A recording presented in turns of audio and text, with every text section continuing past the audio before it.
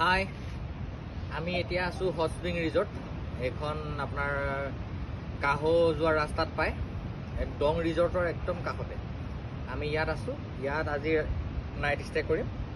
ইয়াত পাৰ টেণ্ট আপোনাৰ 1000, দুটা মানুহ থাকিব পাৰে, 500কে পৰিব। বাকী ইয়াৰ পৰিৱেশটো এইপিনে অকণমান দেখাই দিয়ে, বহুত ধুনীয়া টেণ্ট কৰিবলৈ।